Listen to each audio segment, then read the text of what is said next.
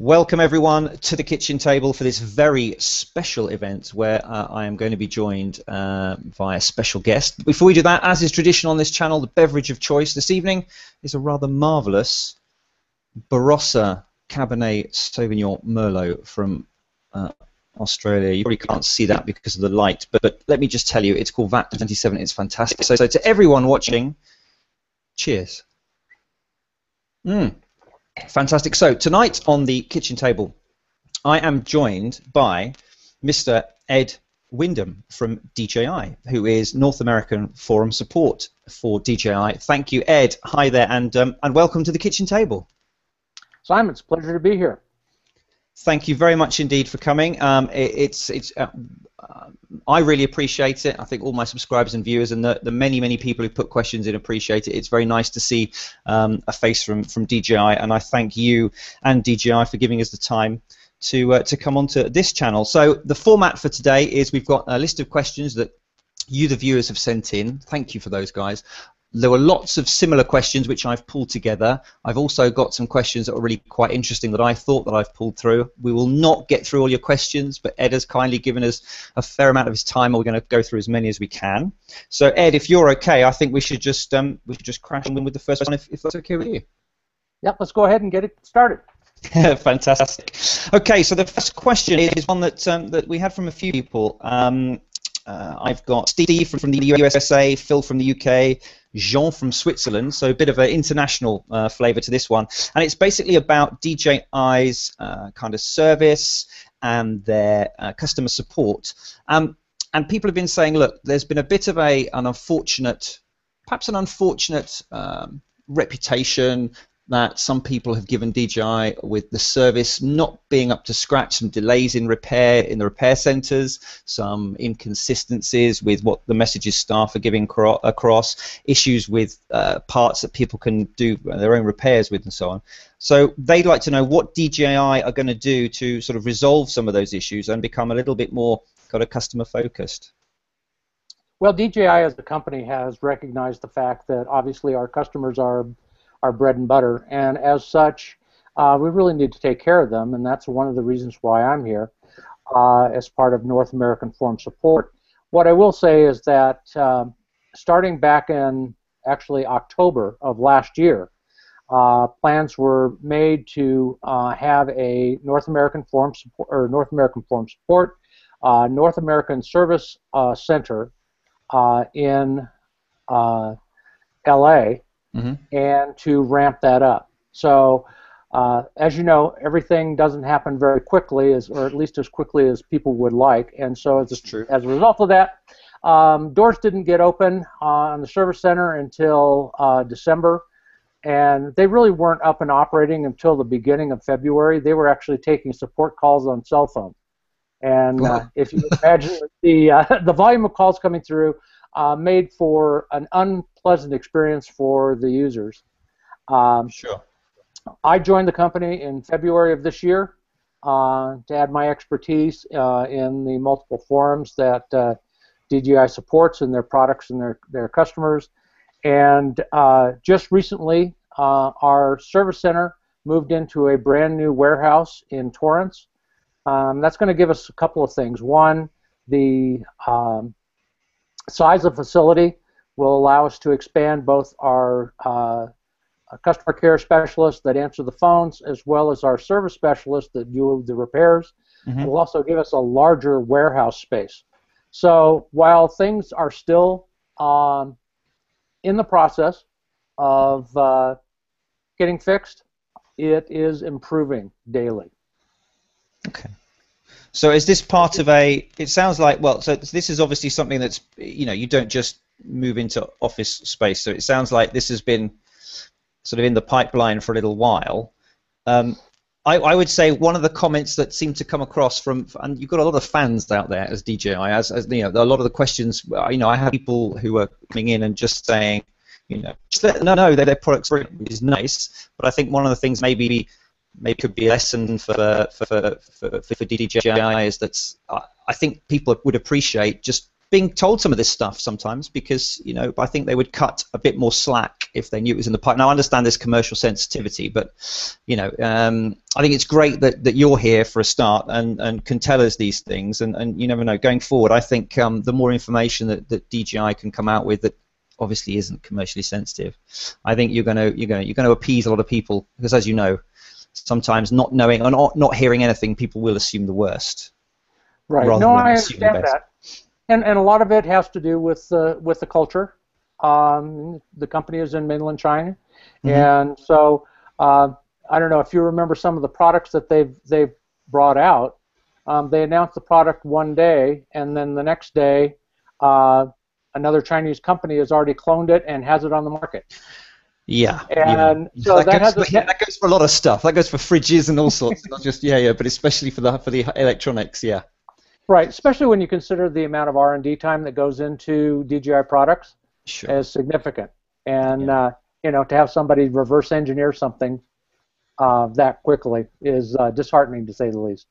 No, I think that's like I said. I think most people would understand that obviously there is an element of commercial confidentiality, because it's a cutthroat market you're in, it seems, at the moment. But yeah, sure. I think what a lot of people are saying is, if there's anything that isn't too commercially sensitive, like stuff like we're about to improve the service center and stuff, then if DJI can tell people, I think you probably win some fans. And on that, another question I got asked, which is related from Dennis in the USA, wanted to know. He's a little bit concerned about support for early adopters.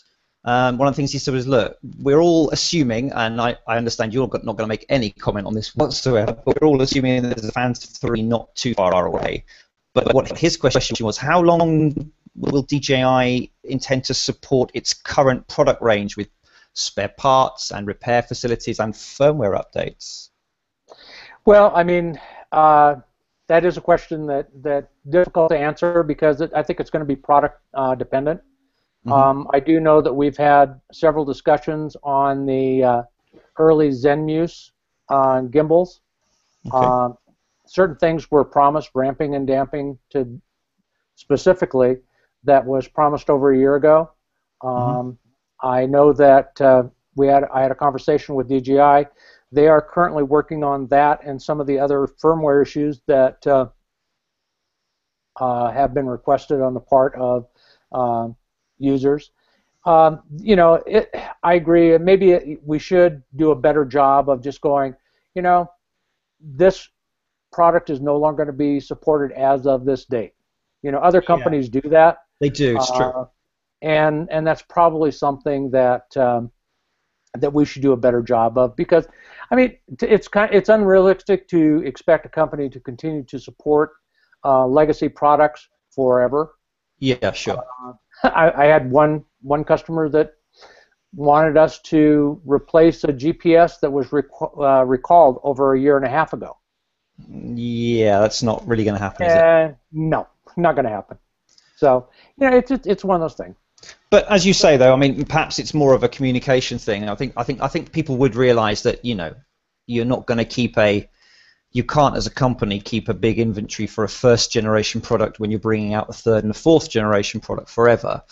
But as you said, perhaps if people knew that the lifespan of what they're currently enjoying is X months or years into the future, it gives people either A, a bit of confidence to go out and spend some money on some parts now, or B, you might actually win some extra business from people who say, well, you know what, I might as well trade up now. But that's good. It's good to know that at least we are having sort of firmware for things like you say, early Zenmuse, and I think people are just concerned that it's such, as you said earlier, with the competitors in China, it's such a fast-moving market that I think people are worried that their Phantom 2 is going to look a bit long in the tooth in 6 months' time. So, I don't think that's going to happen.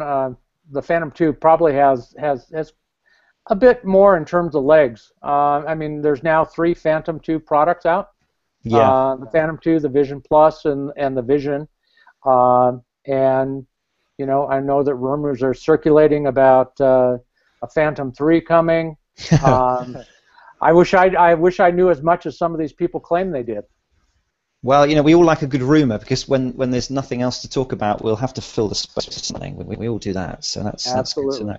But I had actually that's a good point. I've had some specific questions on the P2 range. I got one for here. This came from Kim in the UK, Robert in the UK, and Al in the USA, who said Phantom 2 range, brilliant, smart battery.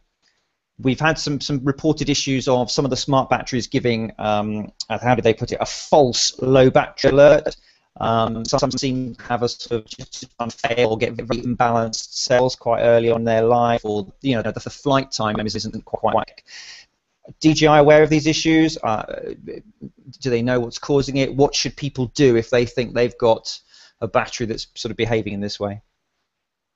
Well, DJI is aware of it. This conversation has been going on for some time now, and if any one of the smart batteries does happen to puff a little bit, and there have been some reports of that, they should report that to DJI immediately. Right. The warranty on the battery is 6 months. Okay. And that's actually quite liberal, because if you just go out and buy a LiPo off the shelf, it's you might have 30 days if you're lucky. Or not at all. Yeah, I mean, 6 months. Some people might get 6 flights on it. Some people might get 6 flights a day. So I guess exactly it's got to be on cycles. It's going to be on cycle. The other thing that they recommend is if you're having performance that is below expectation, that they recommend at least every 20 cycles that you discharge the battery down to 8% and then completely recharge it. Okay. A lot of people don't do that. One of the nice things about the Phantom 2 is that you get all the information on your battery in Assistant. Yeah. Yeah, it gives you the charge and discharge cycles on there, doesn't it? Correct. Yeah. And so it also gives you the condition of each of the cells, the remaining life of the battery. And so, I mean, it's a great tool to have. And if people are having issues, it seems like there might have been a bad batch of batteries. Okay. I don't know that for certain. No. But it seems like we've had a rash recently of people reporting a similar issue. And so I would get in touch with their vendor right away. Okay. So that's so that could be something that the dealer, or however they bought it, if they bought it from DJI Direct, you're saying if you have a concern over your kind of performance of your battery and it's kind of within that 6 month period, speak to your dealer, yeah? Correct. Okay, cool. Thank you very much. Mentioned the Vision Plus, which has, I think, taken off phenomenally well. We seem to have it seems to be the most popular one of the ready-to-fly range. And I have some questions here. The same question from, again, Steve A. in the UK, Wayne in the UK, and Milan from Mexico, who said, Vision Plus, fantastic, gimbal, fragile. People have reported that the very fine ribbon cable that comes that transfers the data up through the gimbal and into the aircraft seems to be prone sometimes to a bit of damage. And also, this is an aircraft that's not marketed that anyone can fly, but people are having the usual kind of beginner, unexpected landings, shall we say, and they do seem to be damaging their gimbals. So comment, if you would, on some of the ribbon cable issues, and also people aren't seeing sort of spares or repairs or replacements easily available. Do you have any kind of comment on that side of things, and on looking after your gimbal and your Vision Plus? Well, I would say first, if the Vision Plus is the first quadcopter that you have the opportunity to fly, I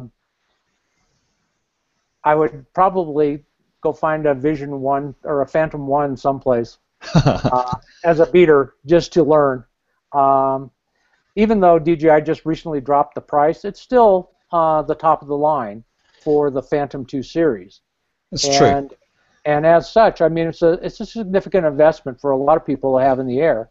And roughly half of the cost of that copter is the gimbal and camera, as some people are finding out. Unfortunately, as you said, they're very fragile. You can't go out and hard land them and expect them just to go, oh, okay, I'm fine. let's go fly again. Yeah, and that just to be fair though, that's any light particularly three-axis. That's any light three-axis gimbal. That's always going to be the weak point. I mean, the Phantom shell takes a beating. I've done ridiculous things to mine, but they're going to be a weak point in any aircraft. And I think that doesn't matter whether it's a Phantom or not. Would you? Yeah, you may not be able to say, but any concerns or problems with people actually just maybe removing the gimbal and just getting used to if they've got a Vision Plus, take the gimbal off and disconnect the camera and just fly it around a little bit and do those little exercises that DJI give you in the handbook first, and then put it back on, or would you suggest not doing that and just either getting something else to practice with or just taking it really easy? What's your story? I would personally, I don't have any problems removing the gimbal. But again, you have to feel technically competent enough to be able to reconnect. Well, that's true. The ribbon cables. There's there's an 8-pin, a 6-pin, and I can't remember if there's a 4-pin as well. So there's 2 or 3 ribbon cables that drop down from the Vision Plus to the gimbal area and plug in at the top. I mean, if you're comfortable at being able to take the gimbal off the mounts as well as reinstalling those, no, I have no problem with that. I mean, basically at that point in time, you're just flying a Phantom 2. Exactly. And you can beat it up pretty well. Yeah. The other thing as well is on the specific, talking about the ribbon cables. Yes. I've seen reports that some people just say, look, some of them seem to be suffering just from general use. Are there spares of that readily available? Is DJI aware that might be an upgrade required on the ribbon? DJI doesn't require. And DJI doesn't consider the gimbal as a user or serviceable item. Okay. I know that there was a reseller that had, I don't know how many, less than 20, I think he had ribbon cables for the Vision Plus that he sold for people that had damaged theirs. It is a part, he was able to get them. Okay. And again, it comes down to user competency. If you feel comfortable doing that and knowing potentially that you could void any potential warranty claims on that product, go for it. Your choice. Yeah. No, I hear what you're saying. Okay, well, that's pretty clear. Thank you for that. Another one on the Vision Plus, the very popular Vision Plus. This is from Jeff in the USA, Paul in the USA, and Bob in the USA. This is a Pan-American one here. There have been reports of Vision Plus gimbals going a bit haywire after firmware updates, or losing their level and kind of not knowing where horizontal is anymore, either in picture or in roll. Is there some way that the user can reset this, or is there something they can do to prevent it, or is this going to be you're going to have to put this in for service? Is there anything we can do to?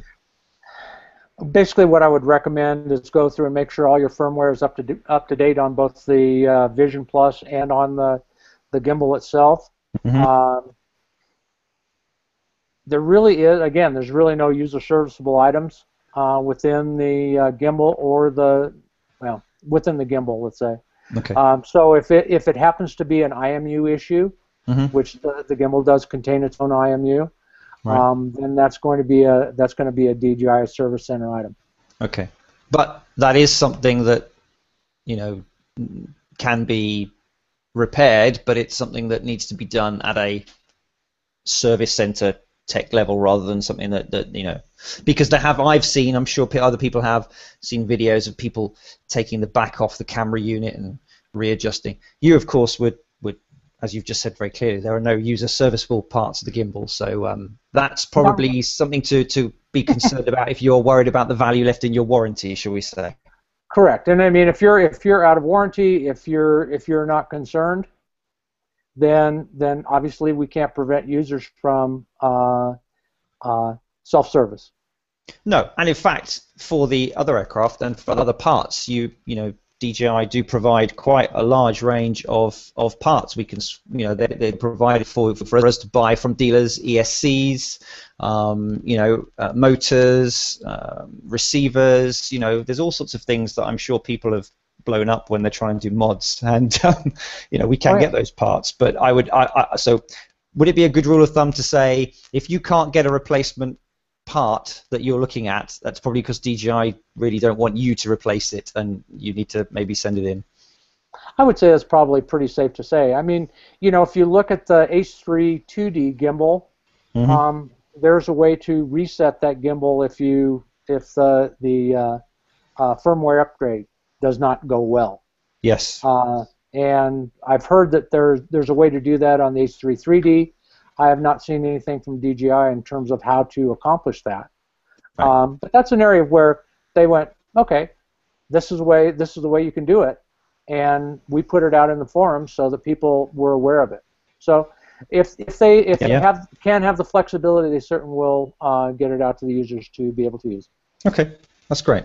And I've been asked actually about that, so I'll be doing a quick video for people with gimbals who want to do a reset. So we'll have a look at that soon. So the last question I've got for now on the Vision is about the app, which is kind of the killer feature of the Vision and the Vision Plus, is the fact that you can do everything from your smartphone. Having lots of people, too many for me to spend time listing, but lots of people with Samsung mobile devices seem to be having particular difficulty with getting the app working with their SAMI devices.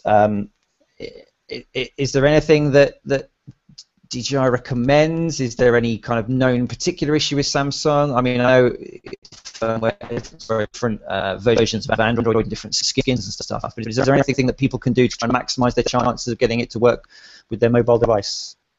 Well, I mean, I use a Samsung Galaxy S3 phone for mine, as well as an Apple iPad Mini, and so I use both platforms to be able to use. I think part of the problem is that people want to use their existing phones, and some of the older phones, using some of the older firmware for the phones, are not compatible with the DJI devices. Yeah.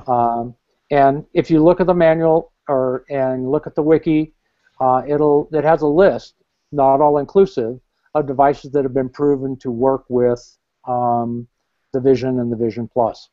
Okay. So I would recommend those, and then I know I have had one user that went out and bought a device, didn't work, took it back, bought another one, didn't work, took it back, bought a third device, it works great. He's very happy. So yeah. Sometimes you just have to. I mean, take your Vision Plus with you when you go shopping. If it doesn't work, don't buy it.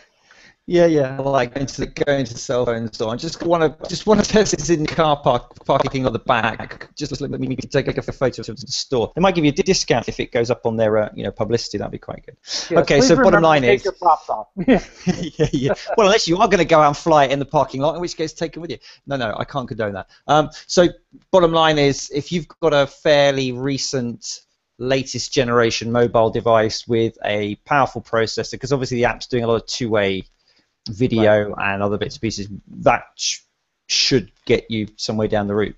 One of the things that I've told people who've asked me about it that you can try is, if you're trying one particular flavor, if you've got only iOS devices, try and borrow an Android one, and vice versa, because that will then, at least in your mind, it eliminates the fact that there's a problem with the range extender or with the aircraft itself. Right, and remember, considering the number of these units that DJI is selling, there will be a small percentage that does have factory defects. Yeah, well, that's the same in any so, electronics. You're always going to get some out there. There's always going to be a failure rate. It's going to be hopefully very small, but yeah. But I think it's more likely. I think correct. People are having problems with their particular. It seems to be more problematic with the Android ecosystem, because of course that's a little less of a walled garden than the Apple devices. So you've got different Absolutely. manufacturers with different skins, and okay, the Android system underneath is the same, but yeah. Okay, cool. Another question about the app generally is somebody just said we have to log on to it for the first time and give our email address.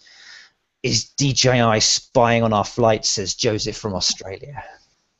No, I mean, I created a DJI application or a login when I bought my first Wukong M so many years ago. Wow. And whatever device I log into now, it recognizes me. And do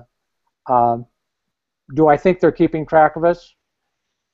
Maybe on a marketing side, maybe what devices that I'm logging in on.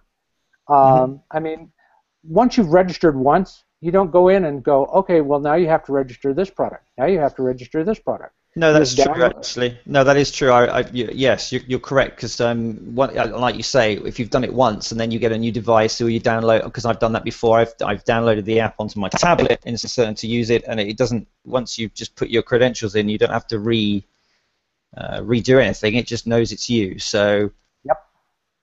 Yeah, as you say, it may be as part of sort of just, them being able to easily see what devices people are using, or it could just be that it's easier for them for after sales maybe. But no, that was a nice tongue-in-cheek question. I thought I'd throw that in. I'm fairly certain that DJI have got more important things to track than how many times we go and crash our aircraft into trees. Loads of requests for this question on the software side. Okay. Can we please have a point of interest mode on the hobby line of your aircraft? Because Walkera have put it into their new ready-to-fly Hex, which kind of looks like a bit like a Phantom with a couple of extra arms. Can we please have that feature? Thank you very much. Maybe. Oh, it's maybe great. Yeah. No, I mean, DJI responds to market pressures just like any other company, and if it gets to a point where it's a competitive advantage to them to be able to offer that, then the answer is yes, they probably will offer that. Typically in the past, their attitude has been, if you want those higher-end features, then that comes with our higher-end products. And so you're talking about Wukong M, the A2, and it's, I mean, those products have 50 waypoints, they have point of interest. They are much more feature rich than what we get with both the Vision lines as well as the data link with Bluetooth. Yeah, and they're much more expensive. Absolutely. And we're talking about the price. The controller is about the price of an equivalent, sort of just the craft, the whole thing, just the controllers, aren't we? At the pro end of the range with all those features. Correct. Okay. Another question that's been asked by many people. Could we please ask DJI to hurry up and make all of the applications available for Mac, as well as PC, as well as iOS, as well as Android? I'll just make a vote for Linux as well while you're there. This is like the Assistant, the Ground Station, native tablet versions of the Vision app, maybe for some people who are having problems. And, just generally, it's at least we have got some Mac versions of some things. Is there a sort of albeit slow, is there an ongoing rollout process for DJI to bring more of the software over to some of the other platforms for people? I believe there is. I mean, I'm a Mac user and have been for a number of years. I have a little netbook that has operating Windows XP, which shows you how old it is and but it works, and so far it works with the DJI applications, and those that are not ported yet. That's exactly what I do. I've got like a 6-7-year-old laptop that I bought off the internet for 30 quid, which runs purely has a version of XP, but that means that I can then just quickly, plug that in, run the bits of a system. I mean, obviously it would be more convenient not to have to do that, but I've been asking for it for years, and They don't listen to you either, then. Yeah, I was really excited when they started doing it. I mean, if I look at my desktop now, I think there is 6 or 7 assistant programs that are currently mapped to Mac. Yeah. And as a Lightbridge user, I wish that I would like to see that as a Mac app soon. And as far as doing a porting the app to native to tablet, I'll bring that up to DJI. I don't know what their plans are in doing that. There are so many different devices. I know, and I think one of the things that people are really, I think perhaps maybe DJI had sort of figured on that, but people are kind of pushing the platform. People are doing modifications to get ridiculous amounts of range, and they're flying it fully FPV and stuff. But also, I think people are using it for photography and videography and speed, even though it's not a pro line. I know what you're saying, but there are people who are producing some fantastic work on the Phantoms. That big of screen real estate really, I guess, really help people to frame shots and so on using Vision Plus. And I guess maybe if you've got a native tablet, you can just squeeze a little bit extra around the edges, and people want it. So yeah, if you could pass it on, I mean, much appreciated.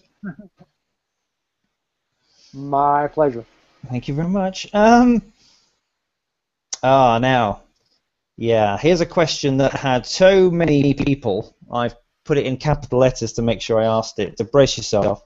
The recent P2 firmware, or the last firmware, have introduced some kind of hard limits to the aircraft performance. Like things like descent rate has been capped. Some people have reported that, I don't know whether this is anecdotal or it's been generally that they report the maximum tilt angle seems to have been pulled back as well. Return to home height is completely set in stone. What people are saying is that, look, we understand why DJI have done it. There's some elements of flight safety and public responsibility, but we're kind of, it's marketed as a thing for adults, not for children. Could DJI give us some flexibility to change some of these parameters, particularly if perhaps, as you've got all our email addresses, if we sign a disclaimer that says we understand that some people might think it's a safety issue to come down a bit quicker, and they're willing to risk, the fact that they could have a vortex ring state. Some people would like to fly. They fly in particularly, I don't know, wooded areas, and they would like the return to home height set differently. Is there any chance that DJI would kind of give some flexibility to people who are prepared to sort of click a disclaimer and have some control of those parameters, do you think? Well, I think if you look at the ground station module for the Vision and Vision Plus, yes. If you click on, I want to use ground station, there's a disclaimer there. It says, if you do this, then you take responsibility. Mm-hmm. Do I think that they are going to be willing to do that in the future? I think that certainly I think that DJI as a company would be willing to do that. Unfortunately, I think that what the limiting factor may be as a responsible company is what the governmental agencies are going to be doing, and that's an issue. I know that users that have permission in various countries to fly nearer to airports, that's part of their employment. They have certificates of operation within those areas. Yep. If they want to use a Phantom 2 or a Vision Plus to do that work, they're prevented from doing so.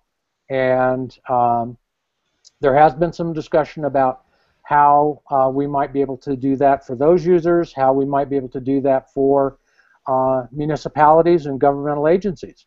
There's a lot of if you've got some commercial use, potentially some commercial uses for these things, where they wouldn't be able to actually do what they would want to buy them from DJI. So absolutely, maybe there could be some flexibility, but it's got to be, as you say, it's going to be very difficult because I suppose what people are asking is DJI as a company to be expert in the relevant laws in my country and your country and somewhere else, and somewhere where there isn't any laws, and somewhere where there's really, draconian ones, and then somehow maybe make modifications to all those. But I think I think, yeah, if you wouldn't mind feeding back, so to the ones that are less flight critical, such as return to home height, for people who are flying in, tree high areas. That one, sure. I mean, that one's easily implementable. It has been brought to DJI's attention. Mm-hmm. I think that's something that we may see in future firmware. Okay. I'm not going to ask you if we should read between any lines there. I'm just going to leave that as it stands. Thank you very much. Gimbals in general. I had a question from Blake in the UK, and I've had a few questions about this sort of generically, so I thought I'd ask it. Some gimbals, and we're talking Zenmuse range, 3D and 2D. Some gimbals recently, people uses a little twitch. A little kind of yaw kind of motion. I haven't noticed it on mine, but I've seen video of people it's flying along, and then all of a sudden it does a little. Normally to the left, it goes with the camera. Yes. DJI aware of this issue? Can we fix it? Do we know what's going on there? DJI is aware of it. There was some discussion at one point in time about the potential of having user calibration built within the assistant software.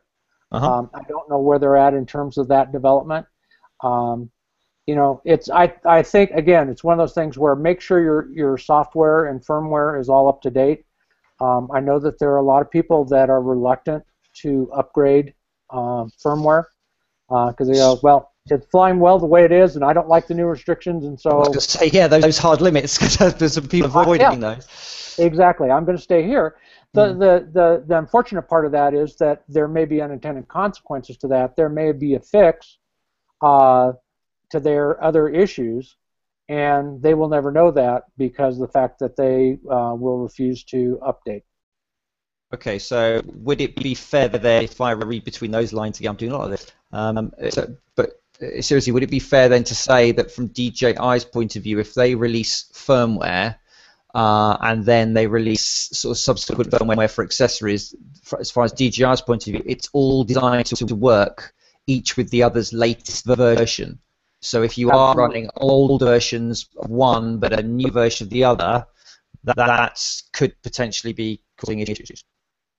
That is correct. Okay. Thank you. Now, I had some questions that we've kind of already covered, so I'm going to skip through those. Somebody who wanted to ask, where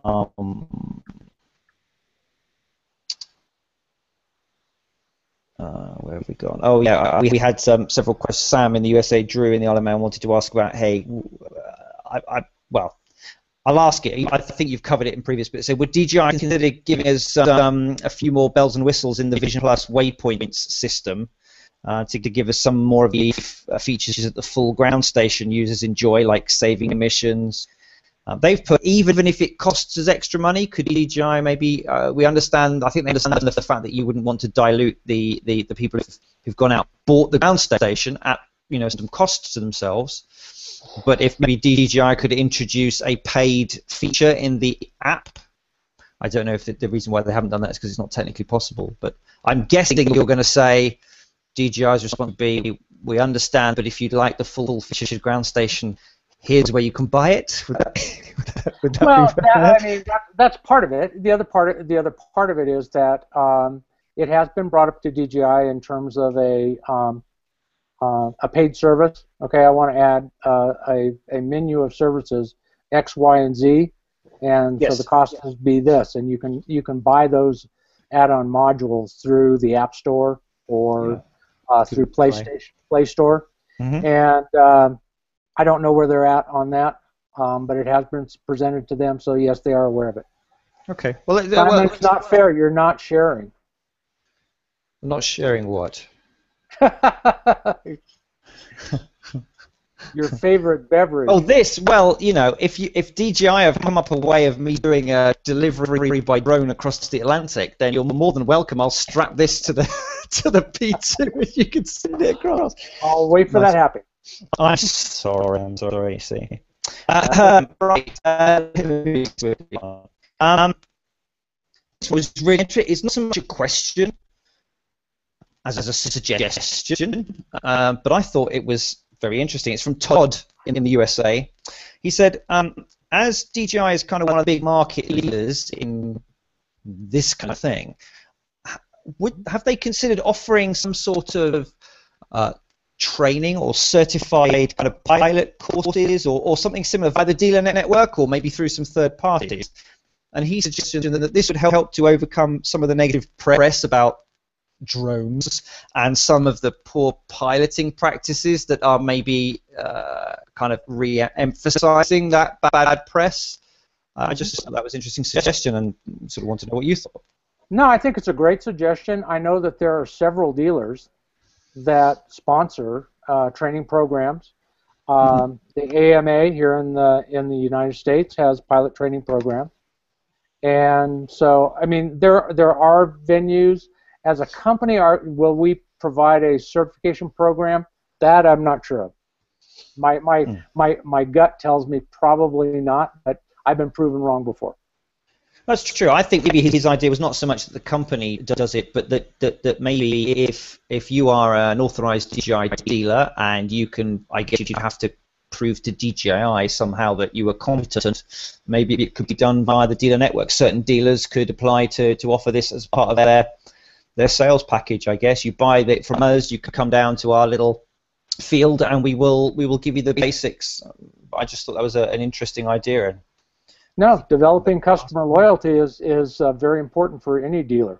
Yeah, it works on the safety and the kind of publicity, negative publicity side as well to counter it. And I just thought that was a very interesting point. So thank you, Todd. This was another interesting one, and probably yeah. Julian from the UK says, can you specify what the expected lifespan is of key components like motors, ESCs, and are there any sort of maintenance actions DJI would recommend so that people can either maximize that lifespan or stop when things are to be replaced?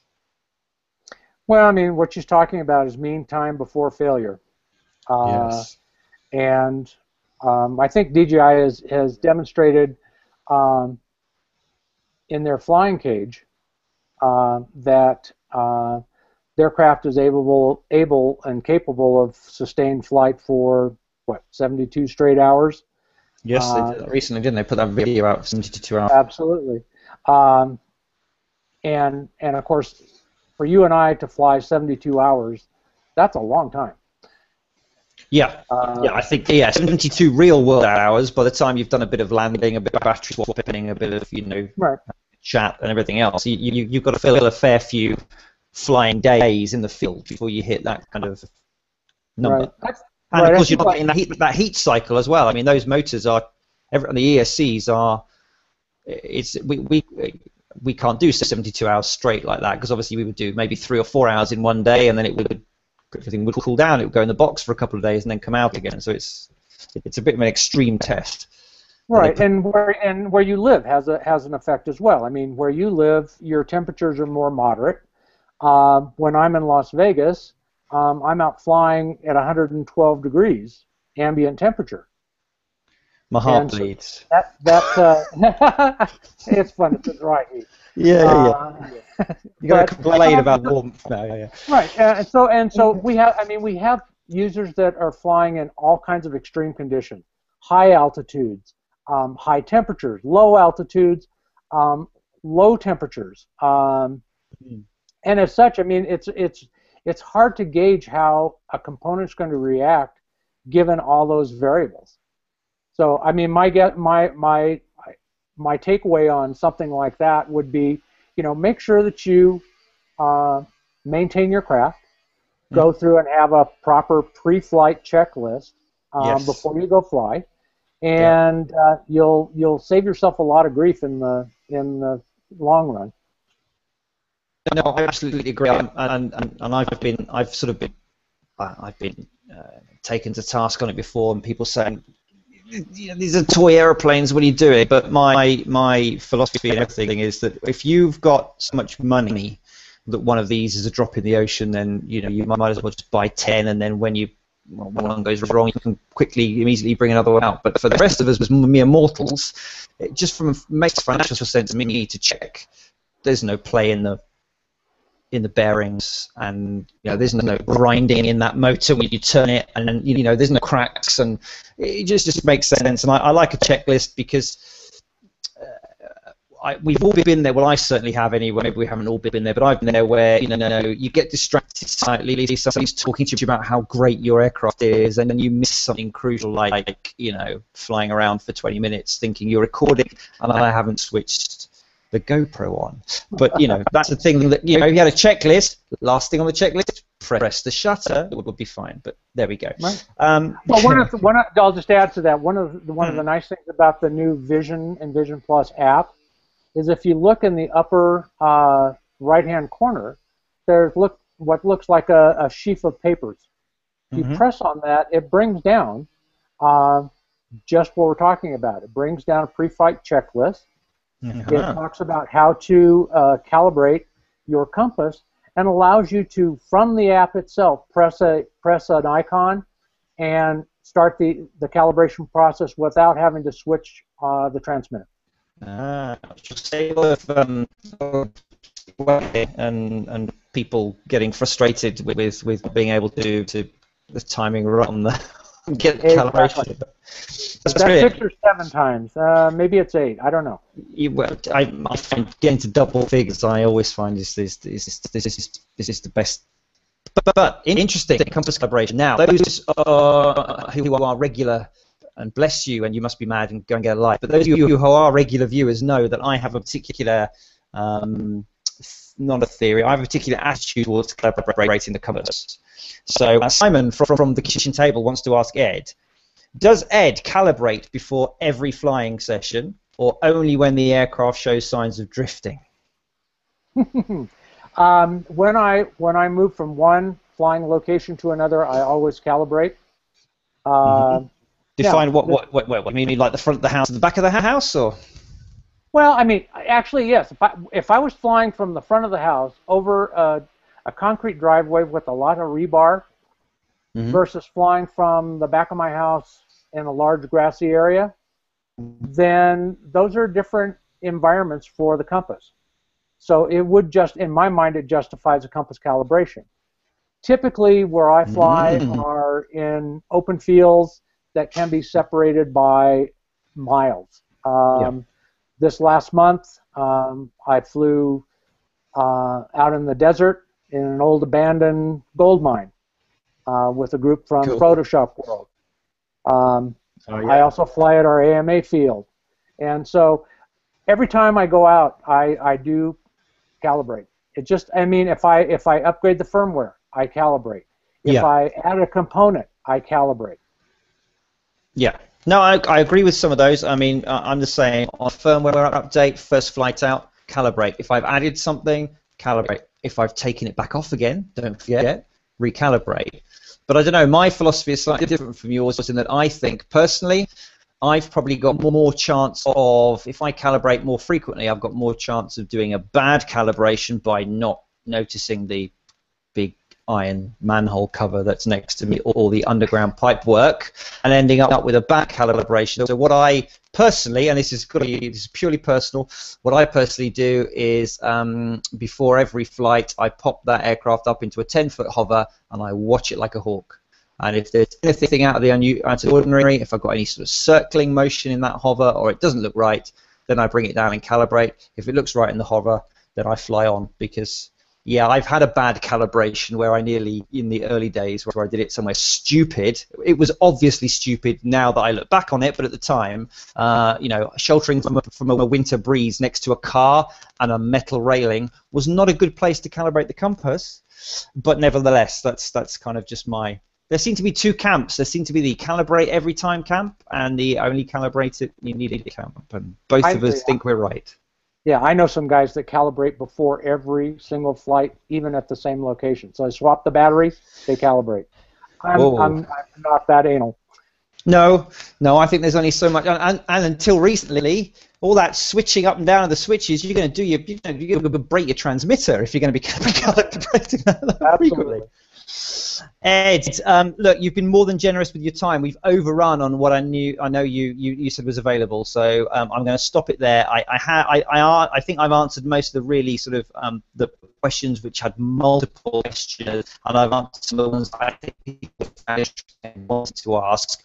We have had more, but there are some that I know people have specific support issues that I will either talk to them, or they can maybe go through the service center. But can I just say a big thank you to you, Ed. A big thank you to DJI as well for allowing your time, and for you giving that time to speak to us. It's been a pleasure, and I thank you very much for it. And I think a lot of people will appreciate the fact that we've got DJI has a face, and I hope an old face, Well, hey, look, they've seen yours. Nobody knows how bad I look. And I'm keeping it that way. Trust me. I got a face for radio. So thank you, and it's been really interesting, and I do appreciate the time. And if this is well received, Ed, and it gets lots of views and lots of input, might we be able to store our stuff in the future to come back and ask some questions? Well, I think you've left it open for us doing a sequel to this, so I would be more than happy, and it's a pleasure for me to be here. The sequel. I've always wanted a sequel. Fantastic. Yeah. Look, thank you very much indeed. I really appreciate it. Thank you very much, you guys, for watching. All of you subscribers, and particularly the donors and the patrons, because it's kind of your sort of effort and hard work and your subscriptions and making the channel what it is that helps us to do these things. So thanks to Ed, thanks to you guys. It's been very interesting. Thank you for your questions. So yes, if you would like Ed to come back for the sequel, Ed Wyndham, DJI, the sequel, then you know what to do. We need to share this video and get your questions through to it. What I might do is we'll see how it goes, and might provide another way of people getting their questions to me. But for now, so Ed, thank you very, very much again. Have a very pleasant rest of your afternoon, and we appreciate it. And you never know, I hope to see you again here back on the kitchen table very soon. Very good, thank you. And to you, Ed, and to everyone else watching, it's time for the traditional cheers and goodbye.